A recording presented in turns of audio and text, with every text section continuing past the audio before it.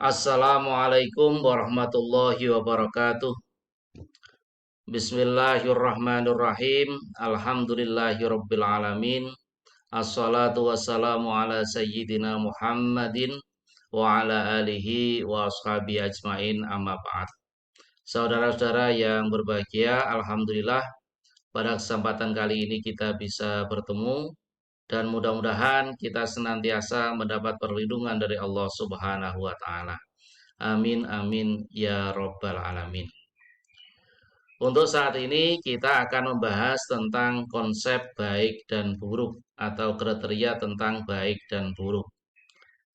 Sebagaimana kita ketahui bersama bahwa ilmu akhlak adalah ilmu yang membahas tentang perbuatan-perbuatan manusia.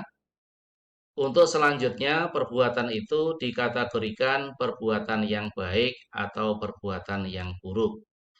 Tentu perbuatan yang baik adalah untuk dilaksanakan, sedangkan perbuatan yang buruk untuk ditinggalkan.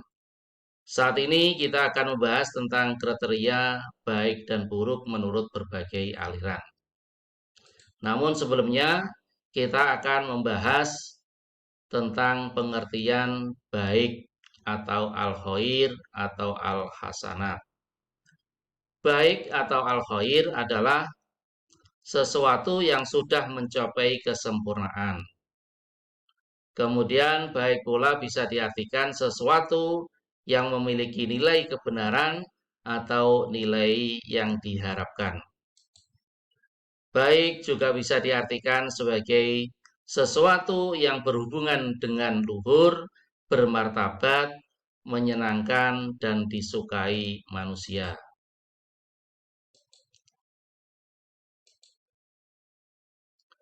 Menurut Ar-Raghib Al-Asfahani, al-husnu, baik dan indah, menjelaskan semua yang mengagumkan dan disenangi oleh seluruh manusia.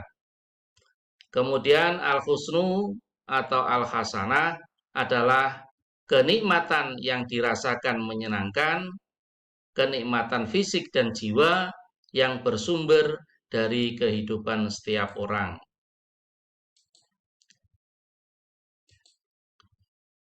Dari berbagai ungkapan tadi bisa diambil sebuah kesimpulan bahwa baik adalah nilai yang merujuk kepada kebahagiaan, kepuasan, kenikmatan, berharga, dan bermanfaat.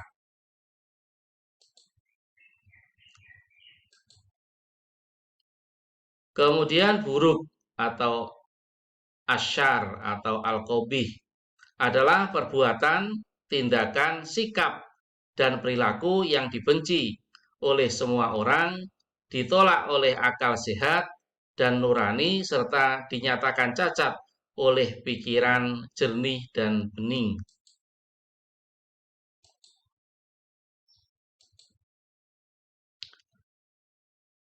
Asyar menurut Ar-Raghib Al-Asfahani adalah perbuatan manusia yang dibenci semua orang. Ungkapan lain dalam bahasa Arab yang berarti buruk adalah al-qabih. Ar-Raghib Al-Asfahani berpendapat al-qabih adalah semua benda yang dinyatakan cacat oleh mata, semua tindakan dan keadaan yang ditolak dan dinilai cacat oleh akal sehat dan nurani yang jernih.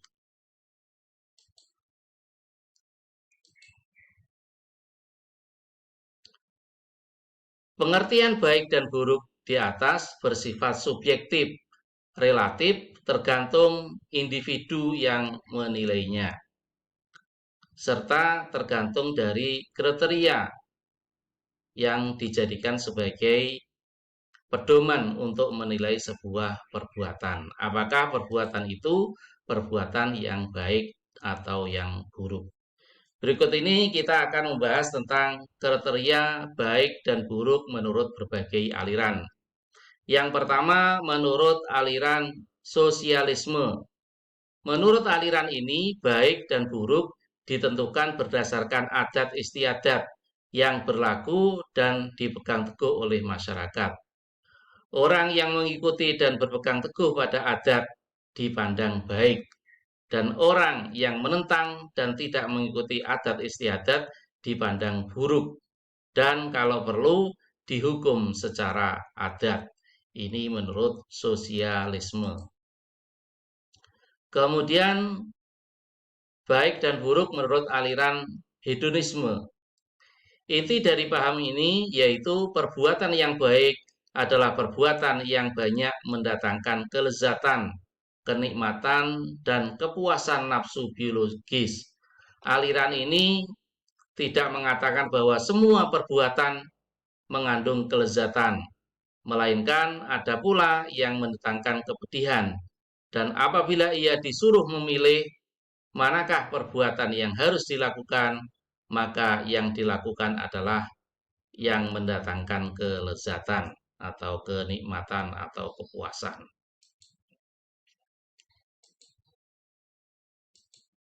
Kemudian yang ketiga, baik dan buruk menurut aliran intuisisme. Paham ini berpendapat bahwa pada setiap manusia mempunyai kekuatan insting batin yang dapat membedakan baik dan buruk dengan sekilas pandang. Kekuatan batin ini terkadang berbeda refleksinya karena pengaruh massa dan lingkungan. Akan tetapi ia dasarnya tetap sama dan berakar pada tubuh manusia atau pada jiwa manusia. Apabila ia melihat suatu perbuatan, ia mendapat semacam ilham yang dapat memberitahu nilai perbuatan itu, lalu menetapkan hukumnya, apakah perbuatan itu termasuk perbuatan yang baik atau yang buruk. Maka dari aliran ini pula, hati nurani merupakan salah satu ukuran terhadap penilaian sebuah perbuatan. Kalau hati nurani menyatakan perbuatan itu baik, maka bisa dikategorikan sebagai perbuatan baik. Namun sebaliknya, kalau hati nurani mengatakan itu perbuatan yang buruk, maka juga bisa dikatakan sebagai perbuatan yang buruk. Itu setidaknya menurut aliran intuisisme. Berikutnya adalah aliran utilitarianisme. Secara harfiah, utilis berarti berguna. Menurut paham ini bahwa yang baik adalah yang berguna. Jika ukuran ini berlaku bagi perorangan, disebut individual, dan jika berlaku bagi masyarakat dan negara disebut sosial. Dari paham ini bisa dipahami bahwa sepanjang perbuatan itu mendatangkan manfaat, kegunaan, maka bisa disebut dengan perbuatan yang baik. Kalau perbuatan itu mendatangkan bahaya, mendatangkan madorot, mendatangkan kerugian, maka itu bisa dikategorikan sebagai perbuatan yang buruk.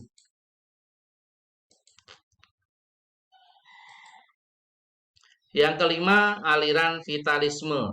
Menurut paham ini, yang baik ialah yang mencerminkan kekuatan dalam hidup manusia. Kekuatan dan kekuasaan yang menaklukkan orang lain yang lemah dianggap sebagai yang baik. Paham ini lebih lanjut cenderung pada sikap binatang dan berlaku hukum siapa yang kuat dan menang itulah yang baik. Aliran ini juga melahirkan turunannya seperti kapitalisme, siapa yang bermodal besar maka dia bisa menguasai terhadap kelompok-kelompok yang bermodal kecil, atau imperialisme, negara-negara yang kuat bisa menguasai negara-negara yang lemah. Ini adalah aliran vitalisme. Kemudian yang keenam, aliran evolusisme. Mereka yang mengikuti paham ini mengatakan bahwa segala sesuatu yang ada di alam ini mengalami evolusi, yaitu berkembang dari apa adanya menuju kesempurnaannya. Pendapat ini bukan hanya berlaku pada benda-benda yang tampak seperti binatang, manusia, dan tumbuh-tumbuhan, tetapi juga benda yang tak dapat dilihat atau diraba oleh indera seperti akhlak dan moral. Jadi pada prinsipnya menurut aliran evolusisme yang namanya baik dan buruk itu terus berkembang sesuai dengan masa dan keadaannya. Yang ketujuh, aliran religiusisme. Menurut paham ini, yang dianggap baik adalah perbuatan yang sesuai dengan kehendak Tuhan, sedangkan perbuatan yang buruk adalah perbuatan yang tidak sesuai dengan kehendak Tuhan. Dalam paham ini, keyakinan teologis, yakni keimanan kepada Tuhan, sangat memegang peranan penting. Karena tidak mungkin orang yang mau berbuat sesuai dengan kehendak Tuhan jika yang bersangkutan tidak beriman kepadanya. Jadi baik dan buruk menurut religiusisme ini adalah sesuatu dipandang baik kalau itu baik menurut ajaran agama, sesuatu dipandang buruk kalau dianggap buruk menurut ajaran agama yang bersumber dari Tuhan Yang Maha Esa. Tentu menurut paham religiusisme ini juga tergantung dari agamanya masing-masing. Sedangkan menurut Islam, baik dan buruk itu bisa dipahami bahwa baik atau al-ma'ruf ma'arafa alaihil syar'u wal aklu. Jadi baik itu adalah sesuatu yang dipandang baik menurut syariat dan menurut akal. Ini menurut Islam. Kemudian baik dan buruk ini juga dijelaskan di dalam Al-Quran. Nanti bisa dicek di masing-masing di dalam Al-Quran konsep baik dan buruk dalam ajaran Islam. Baik disebut dengan al-hasanah, yaitu sesuatu yang disukai atau dipandang baik. Setidaknya ini dalam Al-Quran surat ke-16 ayat 125 dan surat ke-28 ayat 84. Kemudian baik juga disebut dengan at-thayyibah, sesuatu yang memberikan kelezatan kepada panca indera dan jiwa. Ini terdapat dalam Al-Quran surat kedua ayat 57. Kemudian baik juga diartikan sebagai al-khair, yaitu sesuatu yang baik menurut umat manusia dalam Al-Quran surat kedua ayat 158. Kemudian baik juga disebut dengan mahmudah, sesuatu yang utama akibat melaksanakan sesuatu yang disukai oleh Allah. Quran surat ke-17 ayat 79. Kemudian baik juga disebut dengan al-karimah, yaitu perbuatan terpuji yang ditampakkan dalam kehidupan sehari-hari. Hal ini terdapat dalam Quran surat ke-17 ayat 23. Kemudian baik juga disebut dengan al-birru, yaitu upaya memperbanyak perbuatan baik. Hal ini terdapat dalam Quran surat yang kedua ayat 177. Baik, saudara-saudara yang berbahagia, inilah berbagai kriteria tentang baik dan buruk. Jadi pada prinsipnya setiap orang punya penilaian terhadap baik dan buruk yang berbeda-beda. Namun kita sebagai umat yang beragama, khususnya umat Islam, tentu kita harus mendasarkan baik dan buruk itu pada sumber pokok ajaran Islam, yaitu Al-Quran dan Al-Hadis. Demikian yang bisa saya sampaikan terkait dengan kriteria baik dan buruk menurut berbagai aliran. Mudah-mudahan apa yang saya sampaikan bermanfaat dan terima kasih atas perhatiannya. Akhirul kalam, wassalamualaikum warahmatullahi wabarakatuh.